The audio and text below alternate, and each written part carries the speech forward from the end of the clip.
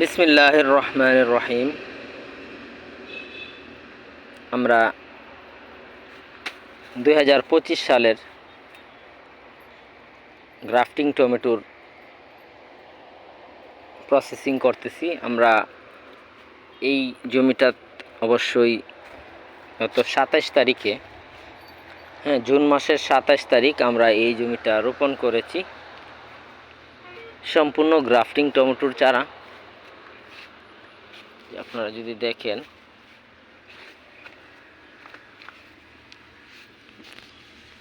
এই যে দেখা যায় হয়তো,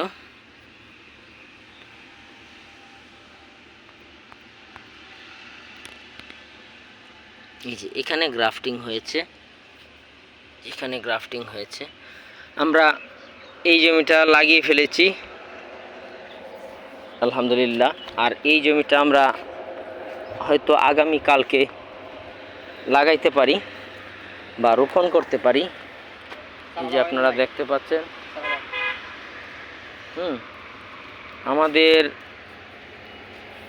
নিজেদের জমির জন্য আমরা যে চারা প্রস্তুত করেছি তা দিয়ে আমরা হয়তো আমাদের জমির চারাগুলি রোপণ করতে পারবো ইনশাল্লাহ। এই হচ্ছে আমাদের চারার সেট। এগুলি হচ্ছে বাড়ি 8 টমেটোর জাত। আর এই হচ্ছে আমাদের তিত বেগুন গাছ, যেই গাছগুলির মধ্যে আমরা গ্রাফটিং করি। অনেকেই আমাকে প্রশ্ন করেন যে তিত বেগুন কোনটা। আসলে অনেকগুলি জাত আছে তিত বেগুনের। এর মধ্যে আমরা যেটার মাধ্যমে গ্রাফটিং করি এটা হচ্ছে এই যে একদম টমেটোর মতোই দেখতে, অতিরিক্ত কাটা হয়। এই যে দেখতে পাচ্ছেন যে অনেক কাটা, এটার মধ্যে হাজার হাজার কাটা হয়। এছাড়াও আরও ভিন্ন জাত আছে। এই যে এটা আরেকটা জাত, এটা বেগুনের মতো কিন্তু কাটা আছে কিন্তু প্রচুর। আমরা এটার মাধ্যমে গ্রাফটিং করেছি কিছু। উদ্দেশ্য হলো দেখা কোনটার রেজাল্ট কীরকম হয়। এই হচ্ছে আমাদের গ্রাফটিং চারা। যে দেখতে পাচ্ছেন উপরে টমেটো এবং নিচে তিত বেগুন। এটা তিত বেগুনের গাছ। দেখতে অবশ্য টমেটোর পাতার মতোই, কিন্তু আসলে টমেটো না, এটা টমেটো। আর নিচে যেটা দেখা যাচ্ছে এটা হচ্ছে তিত বেগুন। পার্থক্য আছে দেখতে। যাই হোক, আমাদের আতুরগড় যেটা, আতুরগড়ে আমাদের মোটামুটি অনেক চারা প্রস্তুত হয়ে আছে। আমরা আগামী কালকে এই যে চারা দেখতে পাচ্ছেন, এখানে প্রায় 1000-এর উপরে চারা হবে। যেগুলা গার ভাঙ্গা আছে এগুলি বাহির করেন না, ঠিক আছে। আর উপরে দিয়ে অবশ্যই কিছু দিয়ে দিতে হইবে। যেখানে হয় এনে তো আছেই না, কম্বল আছে, ওইখানেই দিয়ে দেন। আমাদের তিত বেগুনের গাছের জন্য আরেকটা সেট ওই দিক দিয়ে আছে। এখানেও প্রায় 2000-এর মতো এখনো তিত বেগুন গাছ আমাদের প্রস্তুত আছে। এই যে দেখতে পাচ্ছেন, আমরা এইগুলির মাধ্যমে আগামী কালকে ইনশাল্লাহ গ্রাফটিং করব। এগুলি কাপের মধ্যে ভরা। আর এগুলি একটু বড় হয়ে গেছিল, আমরা ছাঁটাই করে দিয়েছি। এগুলি বাড়ি 8 টমেটোর চারা।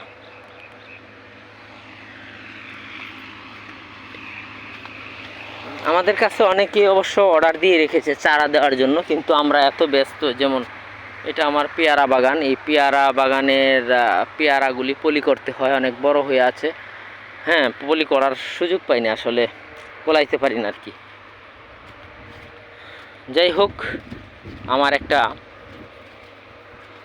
যন্ত্র দেখানোর উদ্দেশ্যে ভিডিওটা করা। এই যন্ত্রটা দেখানোর জন্যই যে আমরা এই মালচিংটা যে ফুটা করি, এই মালচিংটা ফুটা করার অনেকে অনেক পদ্ধতি ব্যবহার করে, কিন্তু আমি এই যন্ত্রটা বানিয়ে নিয়েছি 3 ইঞ্চি একটা GI5 দিয়ে আমি এটা বানিয়েছি। দেখা যায় 3টা টানা দিয়েছি, 4টা টানা দিয়েছি ফ্ল্যাট বার দিয়ে, এবং একটা স্কোয়ার বার যেটাকে বলা হয় স্কোয়ার 5 দিয়ে আমি হাতল লাগিয়েছি। আপনারা চাইলে রাউন্ড যে পাইপ আছে GI পাইপ দিয়েও বানাইতে পারেন। এটা আমার কাছে সহজ মনে হয়। যেমন আমি যদি এখানে একটা ছিদ্র করতে চাই, তাহলে এখানে দিয়ে একটা গুড়ান দিলেই সহজেই কিন্তু হয়ে যায়। হয়ে গেছে।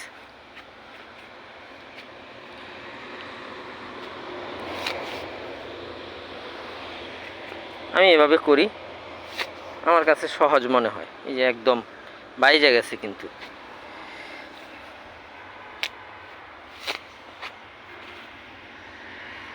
তো যন্ত্রটা আমার কাছে কিন্তু খুব ফাইন মনে হয়। আপনারাও যারা এই ধরনের যন্ত্র বানাইতে চান, এইভাবে আমি যেভাবে বানিয়েছি 3 ইঞ্চি পাইপ নেবেন। 4 ইঞ্চি হইলে মোটা হয়ে যায়, ছিদ্র অনেক বড় হয়ে যায়। 3 ইঞ্চি হইলে আমার কাছে মনে হয় ভালো। আর বর্ষাকালে যারা টমেটো করবেন অবশ্যই বেডগুলা অনেকটা উঁচা করবেন। হ্যাঁ, আমি দেখেন অনেক উঁচা করছি, প্রায় 1 ফিটের কাছাকাছি হবে বেডগুলা, ড্রেন থেকে বেডগুলার উচ্চতা। না হলে কিছু সমস্যা হয়। পরবর্তীতে অবশ্য আশ্বিন মাসের পরে কোনো সমস্যা হয় না, কিন্তু আশ্বিন মাসের আগেই যেহেতু আমরা এই টমেটো হারভেস্ট করব, এই সময় যদি বেডের মধ্যে পানি জমে বা স্যাঁতস্যাঁতে হয়ে থাকে, এই ক্ষেত্রে গাছ মারা যেতে পারে। এই কারণে আমি অনেকটা উঁচু করে দিয়েছি, এবং আমি কিন্তু কোনো মাটি দিই নাই। আপনারা যদি দেখেন, আমি কিন্তু কোনো মাটি ব্যবহার করি নাই ইয়ার মধ্যে, এই মালচিংয়ের উপরে আমি ক্লাম বানিয়ে, GI তার দিয়ে ক্লাম বানিয়ে তারপরে কিন্তু আমি পেরেকের মতো মাইরে দিয়েছি। আমার এগুলি যে পুরান হয়ে গেছে গা, মনে হয় 2-3 বছর আগের। এইভাবে ক্লাম, এইভাবে ক্লাম সিস্টেমে, এটা আরও ভালো দেখা যায়। এইভাবে ক্লাম সিস্টেমে মেরে দিলে যেটা হয়, মাটি দিলে অনেক সময় মাটিটা আগলা করার সমস্যা হয়, অনেক সময় মালচিংটা ছিঁড়ে যায়। তাই এভাবে দিলে মালচিংটা সবটাই আমার কাজে লাগলো। ওই দিক দিয়ে দেখছেন একদম মাটিতে কিন্তু ড্রেনের সঙ্গে মিশা আছে, যার ফলে এই দিক দিয়ে আর ঘাস হওয়ার কোনো সম্ভাবনা নাই। এবং এই মাটিটা যেহেতু বেলে দোআঁশ, বালুর অংশটা বেশি, তাই বৃষ্টির পানি পড়লে মাটিটা কাইটে নিয়ে যায়। অতএব যদি মালচিংটা সম্পূর্ণভাবে এইভাবে দেওয়া যায়, তাহলে মাটিটা কাটতে পারে না। আর আমার এখানে যেহেতু বেলে মাটি উপর দিয়ে দিলেও কিন্তু বৃষ্টির কারণে মাটি কাইটে নিয়ে যাইতো। অতএব আমার মালচিং আটকায় রাখা মাটি দিয়ে অন্তত সম্ভব হইতো না। তাই আমি ক্লাম বানিয়েই সবগুলি সেট করেছি, আর ক্লামই আমার কাছে ভালো লাগে আর কি।